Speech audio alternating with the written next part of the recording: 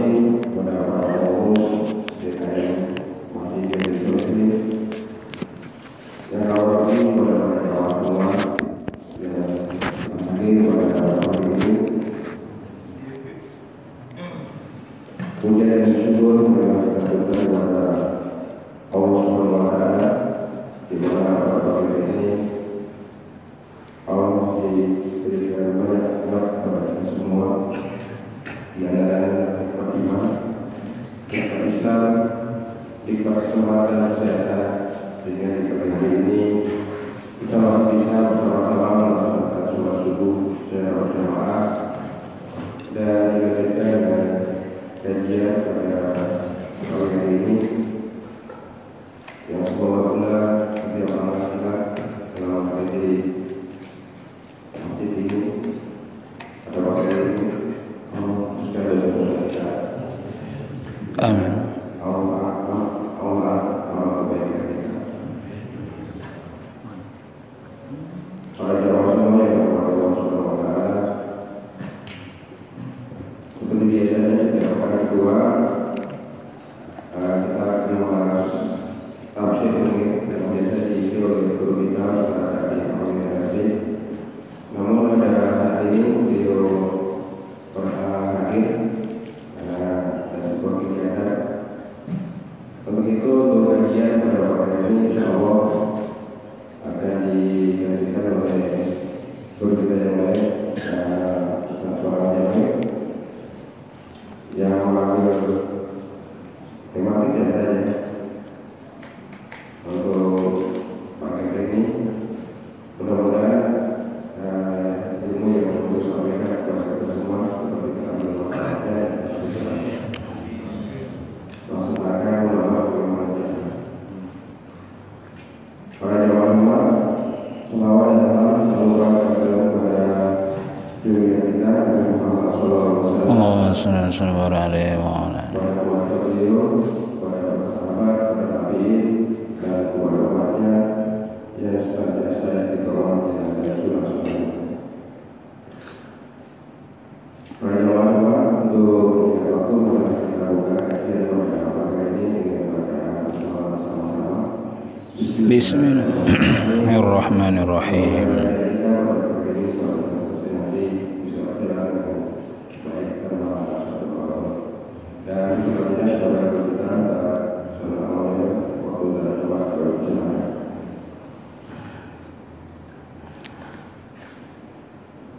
Assalamualaikum warahmatullahi ta'ala wabarakatuh. Alhamdulillahilladzi faddala bani Adam bil ilmi wal amal. Asyhadu an la ilaha illallah wahdahu la syarika lah wa asyhadu anna Muhammadan abduhu wa rasuluh. Sallallahu alaihi wasallam wa baraka alaihi wa sallama tasliman katsira. أما بعد فيا إخوتنا الإيمان العزة رحمكم الله، أول مرة أقول لكم أسأل الله سبحانه وتعالى أصبحنا وأصبح الملك لله والحمد لله لا شريك له لا إله إلا هو وإليه النشور. أصبحنا على فطرة الإسلام وكلمة الإخلاص وعلى دين نبينا محمد صلى الله عليه وسلم وعلى ملة أبينا إبراهيم حنيفا مسلما وما كان من المشركين. Yang sama-sama kita hormati rekan-rekan pengurus DKM Masjid Riyadhus Shalihin, yang sama-sama dimuliakan Allah, jamaah salat subuh yang pada hari ini berkumpul bersama kita di masjid kita. Semoga Allah selalu memberikan keberkahan dalam hidup kita, amin ya rabbal alamin. Tak lupa kita selalu bersalawat kepada baginda Rasulullah Muhammad sallallahu alaihi wa alihi wasallam selaku uswah, selaku qudwah, panutan dan teladan bagi kita di dalam semua aspek kehidupan kita. Jamaah dan saudara-saudaraku sekalian yang dimuliakan Allah, untuk iltizam, untuk kontinuitas kegiatan masjid di pekan kedua ini diusahakan tidak kosong, ataupun pemateri yang berhalangan diusahakan oleh DKM tidak kosong, baik itu persiapannya lebih banyak sehingga bisa mencari badal dari ustadz di luar DKM. Jika last minute ataupun agak mendadak, maka harus ada dari teman-teman kita menyampaikan kultum, menyampaikan kajian dan seterusnya. Karena al-barakatuh ma'al iltizam, keberkahan itu bersamaan dengan kontinuitas, walaupun secara materi, secara konten dan lain sebagainya mungkin dilihat tidak begitu banyak atau tidak begitu menggigit atau lain sebagainya. Nah, ini jemaah sekalian rahimakumullah, para pejuang subuh yang selalu menggapai, mengharap keutamaan-keutamaan di pagi hari ini. Alhamdulillah, semoga amal ibadah kita, pendekatan kita kepada Allah ini menjadi sebab, menjadi wasilah akan hisab-hisab kita di yaumil qiyamah, dan amal solih lebih berat timbangannya daripada amal buruk-buruk kita. Inilah sejatinya yang harus dimiliki, diyakini, diimani oleh kita muslim muslimah, mukmin mukminah, bahwa ada hari di mana manusia hamba Allah ini tidak memiliki kekuatan sedikit pun kecuali kekuatan amal kita, dan amal soleh kita masih diminta kepada Allah agar amal ini menjadi amal yang diridhoi, sebagaimana doa Nabi Sulaiman alaihi salam, Rabbi auzi'ni an ashkura ni'mataka allati an'amta alayya wa ala walidayya wa an a'mala salihan tardahu wa adkhilni bi rahmatika fi ibadikas salihin. Potongan ayat ini, wa adkhilni wa an a'mala salihan tardahu, ya Allah berikan kemudahan kepada kami untuk beramal soleh, tardahu yang kau ridhoi, yang kau ridhoi, wa adkhilni bi rahmatika fi ibadikas salihin, dan jadikan kami, masukkan kami, golongkan kami menjadi hamba Allah yang soleh dengan rahmat-Mu. Maka dalam tafsir-tafsir lain diantaranya yang dimaksud rahmat di dalam ayat Al-Quran adalah surga Allah. Ending poinnya, ketika ada ayat inna rahmati wasi'at kulla syai', itu maksudnya surga. Ya, ada istilah surga di situ adalah tabsyir, wa basyiril mu'minin, berikan kabar gembira kepada orang-orang yang beriman. Apa tabsyir, kabar gembira? Surga. Endingnya setelah kita lihat tafsir, penafsiran dari para ahli tafsir. Karena itu jemaah sekalian, mata, hati, basirah kita perlu kita syukuri apabila di pagi ini menjaga, bisa menjaga dengan baik. Ya Allah, saya salut sama saudara-saudara kita ya, yang gigih berjuang ya. Inilah yang sejatinya jemaah sekalian adalah akbar dalam hati kita. Akbar ya. Mulai insya Allah dari tadi, walaupun tidak banyak, minimal 2 rakaat, nyempatkan sholat tahajud karena subuh belum masuk, habis itu sholat fajar, habis itu sholat subuh berjamaah, habis itu ada zikir seperti ini, majelis seperti ini, habis itu syuruk, sempurna. Siapa yang akan memahami ini kalau bukan kita, umat Islam, muslim muslimah, mukmin mukminah yang basirahnya hidup, ya, yang mata hatinya hidup, yang tidak hanya pakai logika semata. Jemaah sekalian yang dimuliakan Allah, sedikit ke belakang pada zaman masih saya sekolah itu ada kegiatan peringatan yang sampai jam 2 malam. Penceramahnya minimal 2 orang. Saya sebagai pengikut pengajian, karena orang tua kita memberikan contoh dulu, jalan kaki 3 kilo 5 kilo udah biasa. Nah, itu kan. Nah, karena di kampung atau di kecamatan ya pada saat itu tak seperti di sini, jalan malam tengah malam enak ya, enak. Apa yang saya maksud di dalam kegiatan rutin peringatan tadzkirah pada saat itu, ini takfirnya ya, efek pengaruh mempompa kepada para jemaah yang hadir kurangnya adalah 1001 pada saat jam 2 malam dilihat subuhnya bangun kagak.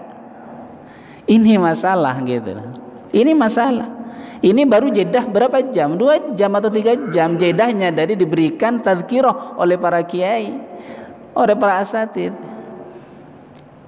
Kemudian sedikit perbandingan ketika ada di kota atau di kota-kota besar dan penyangga ini, ternyata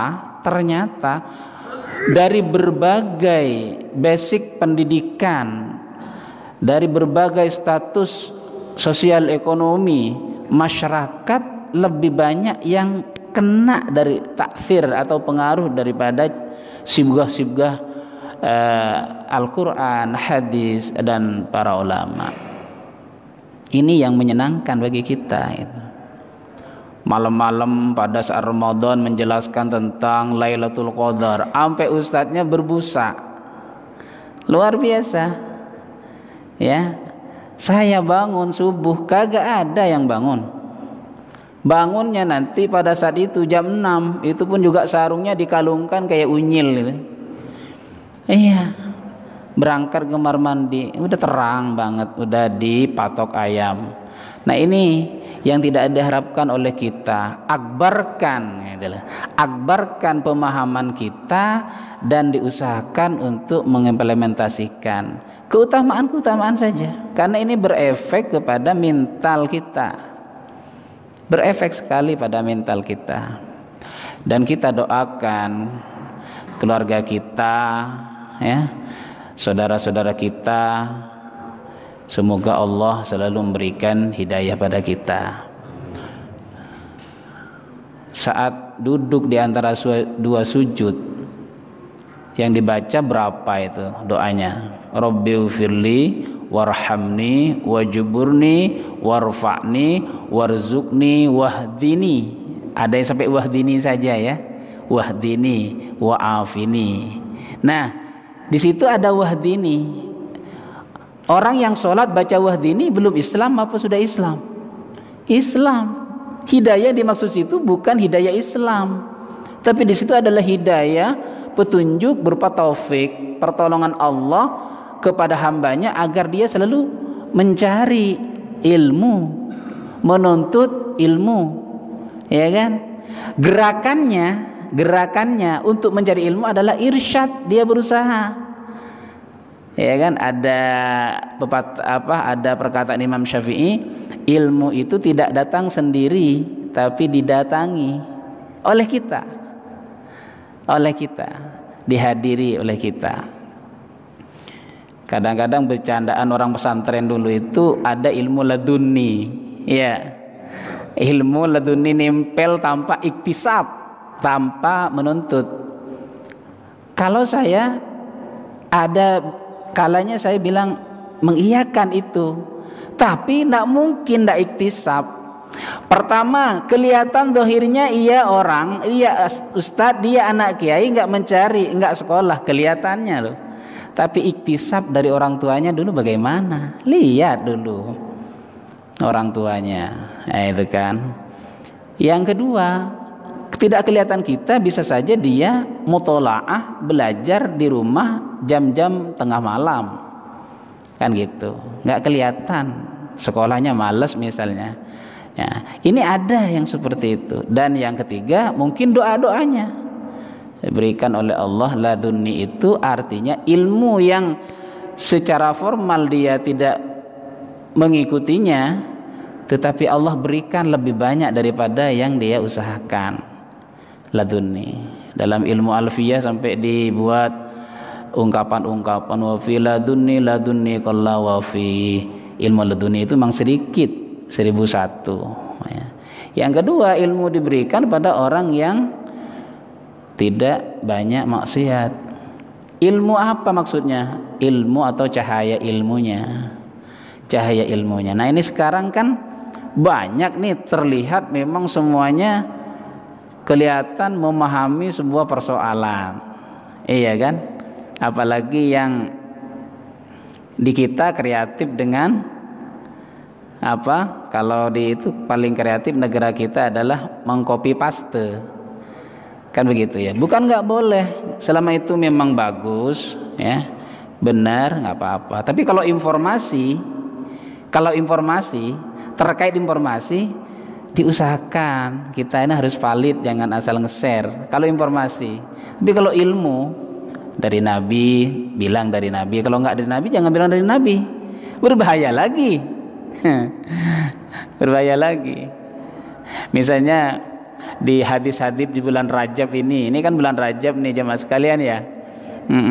Ada penyampaian kiriman-kiriman menggugah, memotivasi memang tujuannya, tapi itu dibawa katanya dari Nabi, padahal setelah dilacak bukan dari Nabi. Ini bahaya. Semangat sih semangat, gitu kan. Ya, inilah harus kita hati-hati. Jangan berjalan di tempat di dalam memahami sebuah ilmu dan persoalan agama kita. Man kadzaba alayya muta'ammidan falyatabawwa maq'adahu minan nar. Barang siapa yang sengaja ya, barang siapa yang berdusta, sengaja berdusta, membawa-bawa namaku, alias hadis Rasulullah sallallahu alaihi wasallam, maka siap-siaplah tempatnya di neraka. Nabi nggak mau diseret-seret ternyata. Nabi nggak mau diseret-seret namanya, gitu kan? Alias nggak mau dibuat kambing hitam padahal bukan dari beliau sallallahu alaihi wasallam. Jamaah sekalian yang dirahmati Allah subhanahu wa ta'ala, maka itu yang pertama. Yang kedua, kehadiran kita saat menuntut ilmu dimanapun adalah niatkan kita berada dalam sebuah majelis. Ada majelis ilmu, ada majelis zikir. Kalau di sini ini sekarang ini bisa majelis zikir, bisa majelis ilmu, bisa dua-duanya. Dan lagi-lagi fadilahnya luar biasa lagi. Setiap hari malaikat Allah subhanahu wa ta'ala itu bertawaf. Artinya bertawaf, berkeliling di muka bumi ini. Jangan ngomongin tawaf di Masjidil Haram mulu Pak ya. Mau kosong mau kagak itu urusan kerajaan. Ya, yang penting kita di sini tawaf. Ya. Mau kosong mau apa, insya Allah belum kiamat. Nah, para malaikat setiap saat, setiap hari, siang malam bertawaf di muka bumi ini. Apa tugasnya saat tawaf berkeliling itu? Memantau penduduk muka bumi, manusia, mana ada halakoh-halakoh, mana ada majelis-majelis zikir, majelis-majelis ilmu. Ketika ketemu dia berhenti. Mudah-mudahan mereka dengar nih kita, ya kan? Catat nih mulai Mas Andi, Mas Sigit sampai ini catat nih. Loh, tugasnya adalah mereka para malaikat mencatat tanpa ada yang sedikit pun yang terlewatkan. Setelah dicatat semua, sudah tidak ada yang datang, maka malaikat membentangkan sayapnya seraya naik ke atas, lapor kepada Allah Subhanahu wa taala. Laporannya apa kurang lebih ya, di dalam kitab tafsirah kalau mau dibuka, tulisan karya Syekh Al-Maqdisi ya, lumayan tebal. Nah, di situ dikatakan Allah bertanya ketika malaikat melaporkan ada sebuah majelis di muka bumi, ya Allah. Apa kata Allah? Apa yang mereka minta kepadaku, wahai malaikat? Malaikat menjawab, hambamu minta memohon kepadamu surga. Emang mereka sudah pernah melihat surga? Wallahi, demi Allah, tidak ada yang pernah melihat surga, ya Allah. Bagaimana seandainya mereka pernah melihat surga? Malaikat menjawab, sungguh mereka hambamu akan semakin giat melakukan amal soleh dan semakin dalam rindunya untuk segera masuk surga, alias tidak betah di dunia, pengen cepat mati tapi tidak mencari mati, kan gitu kata Ustadz Arifin Ilham itu ya. Iya, mati itu kita harus rindu mati tapi jangan mencari mati. Kalau orang Islam itu, tapi kalau orang yang sekuler dalam berpikir semua logika, mati bisa dicari. Stres, ada jembatan khusus bunuh diri. Ada jembatan khusus bunuh diri. Di Amerika katanya begitu. Kalau kita umat Islam ngapain? Itu. Jamaah sekalian rahimakumullah. Yang kedua, Allah bertanya pada malaikat, apa yang mereka mohon perlindungan kepadaku? Mereka hambamu meminta perlindungan kepadamu dari siksa api neraka, ya Allah. Apakah mereka pernah melihat neraka? Wallahi, demi Allah, mereka satu pun tidak ada yang melihat nerakamu, ya Allah. Bagaimana kalau mereka pernah melihat nerakaku, walaupun ujung-ujungnya, walaupun pinggir-pinggirnya, walaupun klasternya? Maka malaikat menjawab, sungguh mereka akan mengalami ketakutan dan selalu memohon perlindungan dari perbuatan-perbuatan amal-amal buruk selama hidup dunia.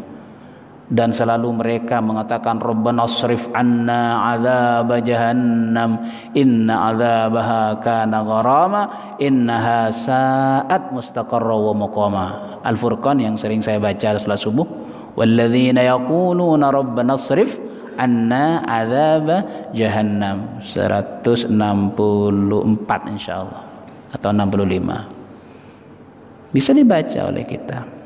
Jangan Rabbana atina fid dunya hasanah saja, terakhir fakina azabannar. Iya sih, sama itu, minta jauh dari neraka juga. Ya Pak Nar ya. Kalau itu aja kayaknya kagak ada kerjaan ini. Rabbana srif anna azab jahannam inna azabaha kana gharama.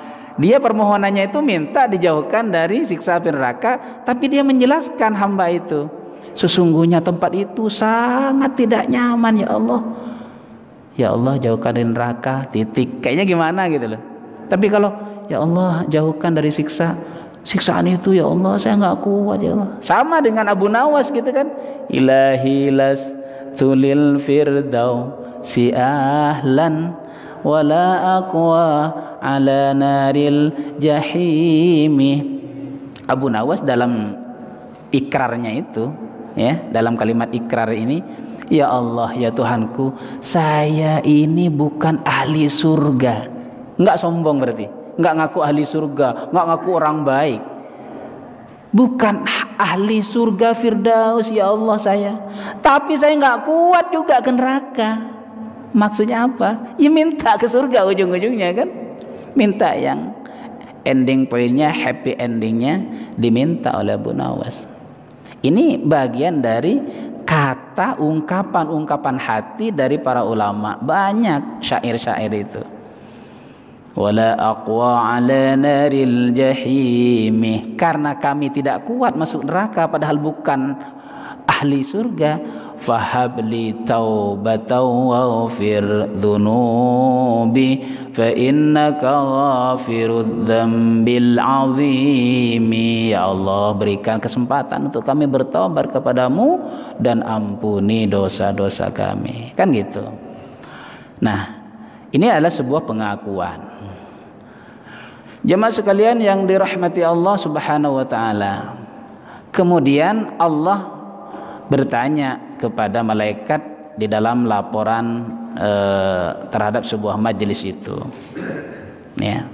Lah, apa pertanyaan Allah? Pertanyaan Allah Subhanahu wa taala kepada malaikat. Wahai malaikat,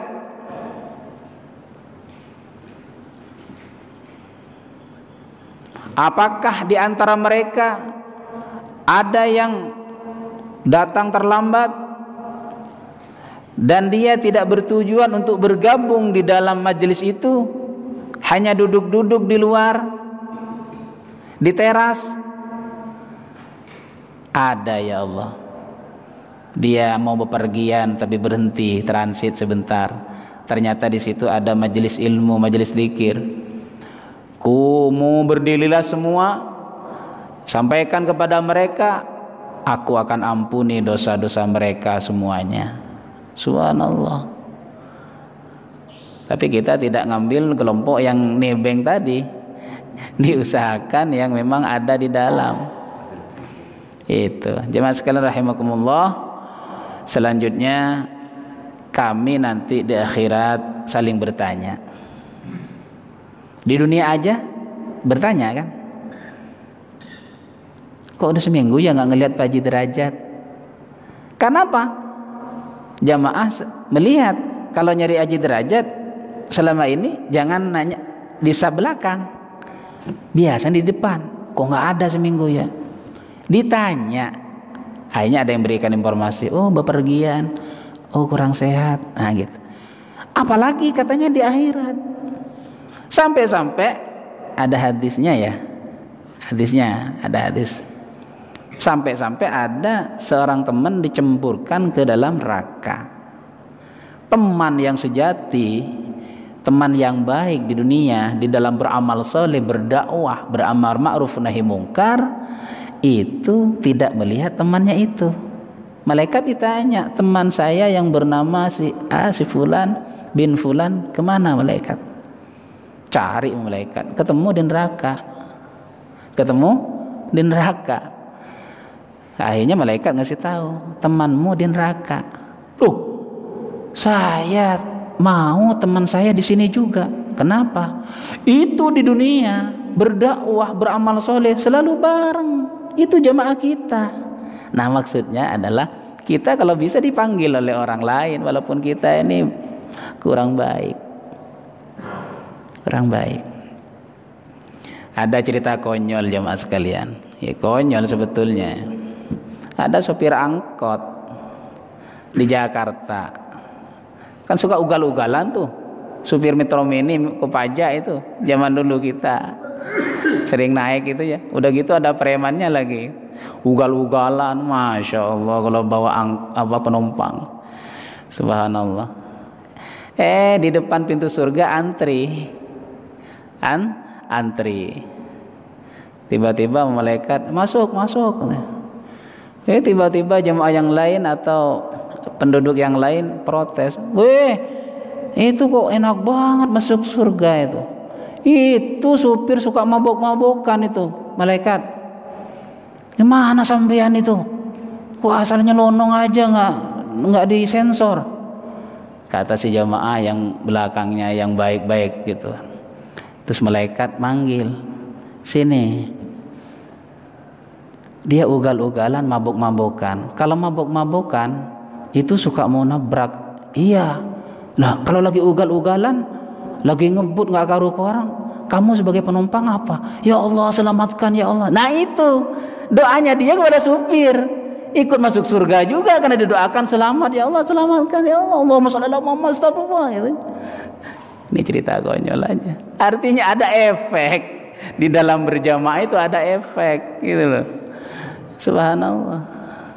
Nah, dan yang kedua, tidak boleh kita menjustifikasi sebuah amal seseorang itu buruk dan ataupun baik, karena rahmatnya lah yang akan berbicara. Sampai Rasulullah SAW mengatakan jelas ya, saya tidak membacakan hadisnya takut salah, tapi apa yang kita baca ada hadis, sampai aku tidak akan masuk surga kecuali rahmat Allah, kan gitu.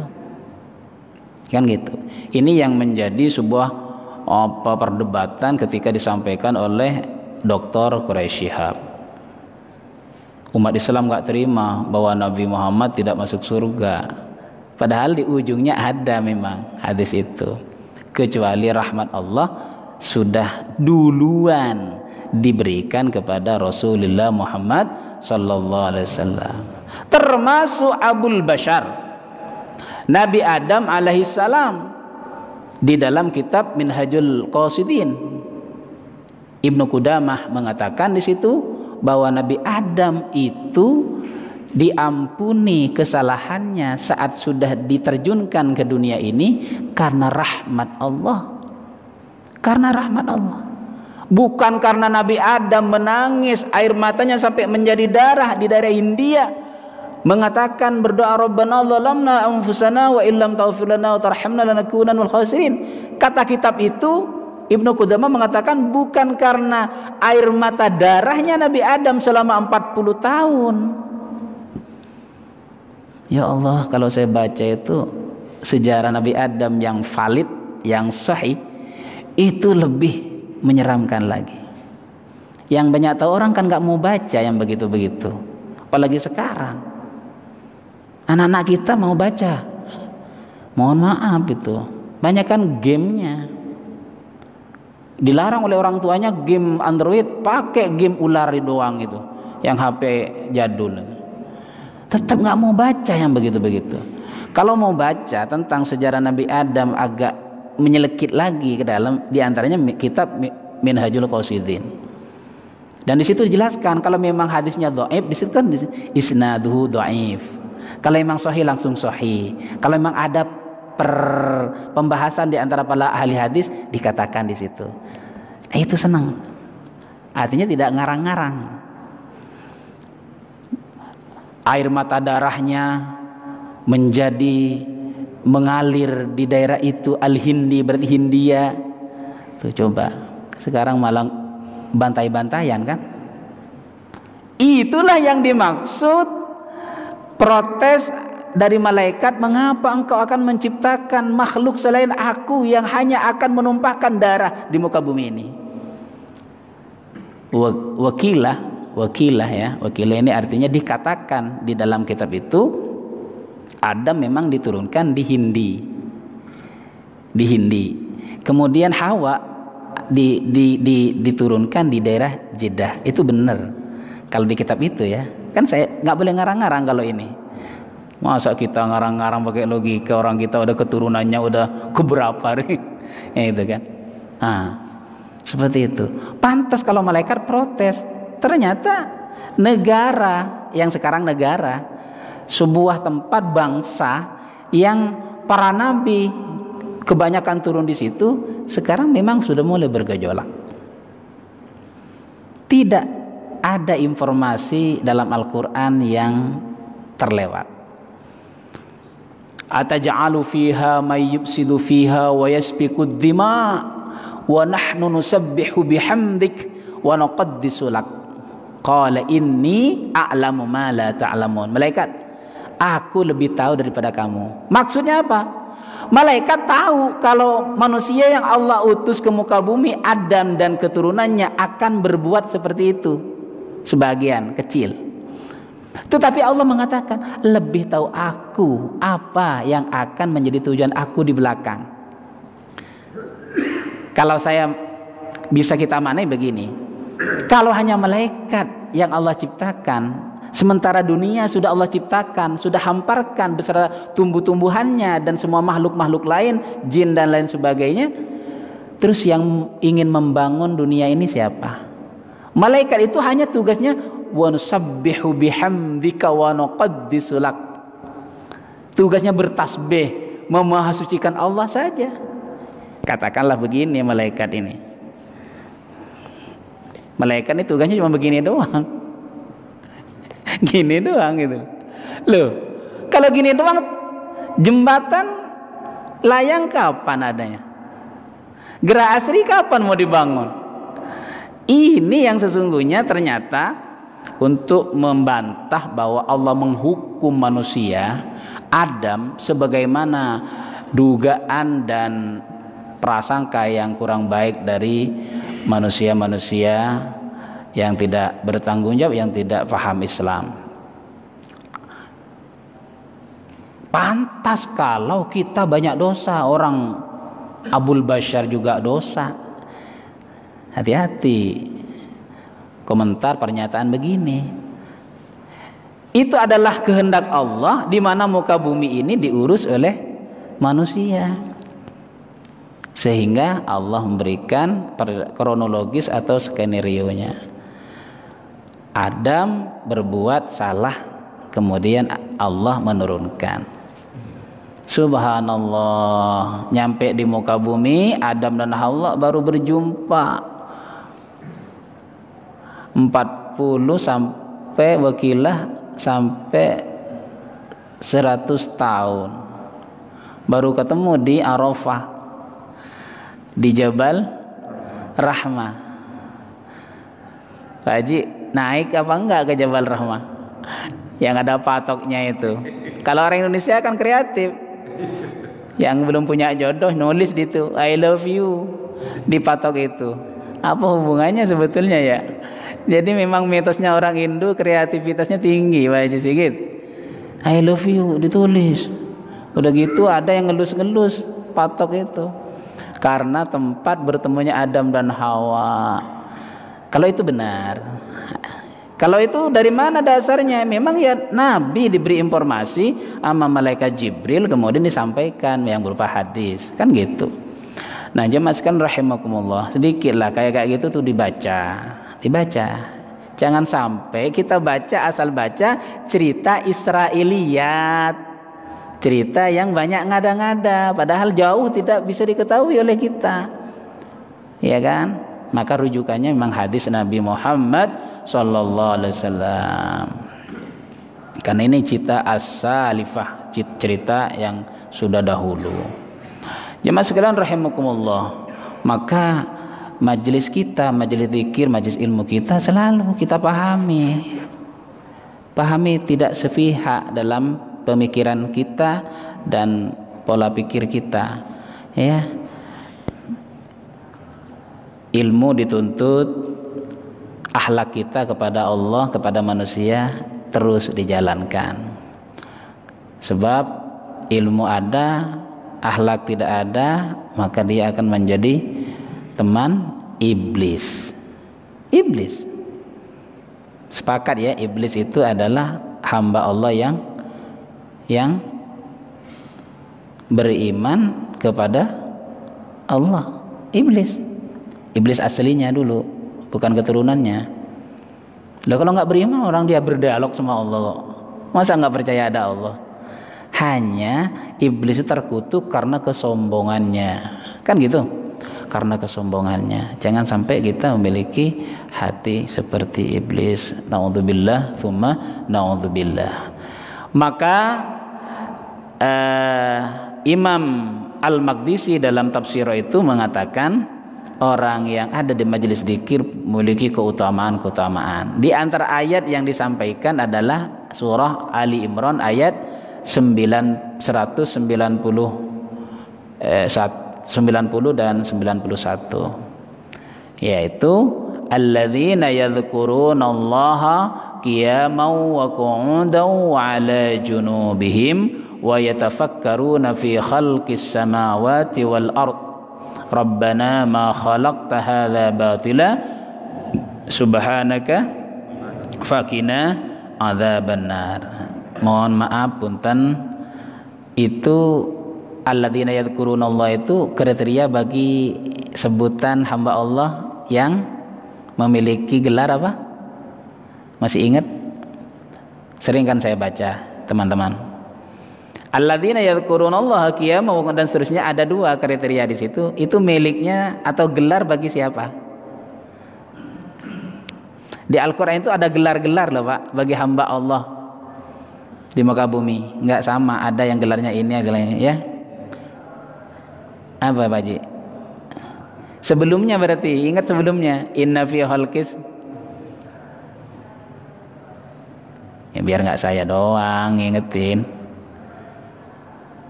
Inna fi khalqis samawati wal ardi.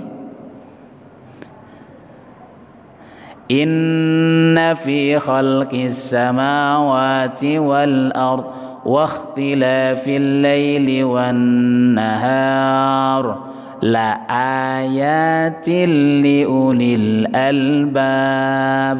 Ulil albab itu orang, manusia. Ulil albab itu manusia. Ada Allah panggil dengan ulil albab. Ada lagi Al-Furqan ibadur rahman, ya kan? Ada lagi rijal. Ini orang-orang manusia-manusia best gitu loh. Siapa ulil albab? Ulil albab di sini ada 2 kriteria. Pertama, orang yang selalu berzikir dalam kondisi apapun, qiyaman wa qu'udan wa ala junubihim, berdiri, duduk atau berbaring. Maka tafsir pertama ayat ini ulama mengatakan ini ayat dalam konteksnya sholat. Nggak mampu berdiri, duduk, nggak mampu duduk, berbaring. Tapi prosedurnya ketat. Orang mau duduk itu benar-benar nggak bisa berdiri baru duduk. Yang ada yang sering kita lihat nggak ketat. Jalan bisa, nyampe di masjid nggak mau berdiri. Ini kurang ketat. Sebab kalau hanya cedera kaki Pak ya, ketika sujud baru itu melakukan gerakan sebisanya. Tapi kalau prosedur dari berdiri baru boleh duduk adalah tidak bisa berdiri baru duduk. Lihat tadi kan bisa jalan kaki, kenapa duduk? Oh iya, Ustaz, saya kalau ngikuti imam itu nggak kuat, tongkat, nyender. Para sahabat banyak kan sholat nyender kan, tapi berdiri masih kategorinya, masih berdiri. Lah ini yang kalau nggak diluruskan dikit-dikit ditiru loh anak-anak kita. Dikit-dikit anak kita nanti saat kita udah mulai punya mantu, ini udah banyak mantu, cucu, tiba-tiba banyak kursi lah di Riyadhus Shalihin lah. Untung sekarang saya belum lihat kursi. Mudah-mudahan sehat semua, amin. Kita malah banyak yang bawa kursi. Apa dia bawa kursi dia? Nggak kuat saya Pak, baru main futsal, capek, pegel-pegel. Nah, ini masalah loh. Dan ini sebagian masjid saya lihat ada ya. Saya lihat dia bawa tongkat, kuat terus jalan sampai saya di kompleknya, rumahnya ke sana sempat ya gitu kan, ketika keluar bareng. Kan kuat ya tadi ya berdiri ya sholat Jumat. Kan 2 rakaat sholat Jumat. Imamnya nggak bakal kok baca surat-surat panjang Jumat kok. Orang banyak pegawai kok. Mau masuk lagi, mau makan siang. Ternyata kuat jalan. Kenapa ketika sholat pakai kursi? Udah gitu gerakan untuk pengganti ruku dan sujud juga nggak standar. Nah ini penting. Di kitab itu dijelaskan prosedurnya ketat. Tidak bisa berdiri, duduk, tidak bisa duduk lagi, ketat untuk bisa berbaring. Penting ini fikih ibadah, sudah masuk fikih ibadah. Cuma sekalian rahimakumullah. Itu yang pertama. Yang kedua tafsirnya alladzina yadhkurunallaha qiyaman wa qu'udan, itu adalah orang yang berzikir baik di dalam sholat maupun di luar sholat. Tafsirnya ayat ini tidak khusus orang sholat. Kita mau tidur, kita di kendaraan, kita lagi kerja, zikir.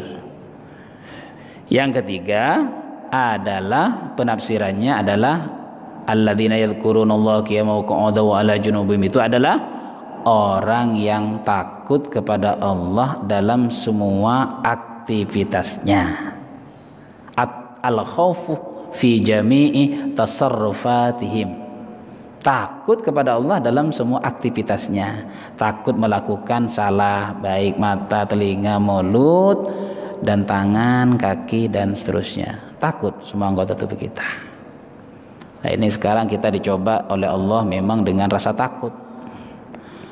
وَلَنَبْلُوَنَّكُمْ بِشَيْءٍ مِّنَ الْخَوْفِ وَالْجُوعِ وَنَقْصٍ مِّنَ الْأَمْوَالِ وَالْأَنفُسِ وَالثَّمَرَاتِ وَبَشِّرِ الصَّابِرِينَ. Takut kita ini, sebagian kita ya, karena digiring oleh opini juga dengan penyakit wabah corona. Semoga kita bebas dari penyakit itu, amin ya rabbal alamin. Insyaallah ibadah kita, wudhu kita sempurna. Ketika sujud, ruku, fokuslah kepada Allah, minta. Kalau diikuti semua aturan-aturan masalah menghindari corona, Masya Allah, saya belum pernah cuci tangan, nyampe di lobi harus cuci tangan pakai apa itu? Iya, antiseptik lah bahasanya. Padahal saya nggak nyaman dengan itu. Kenapa? Ada obat kimianya. Lama-lama mengkerut juga tangannya. Kok tua banget Pak tangannya? Mengkerut kenapa kimia? Yang biasa cuma pakai air biasa. Nah, maksudnya saya adalah sterilkan hati kita.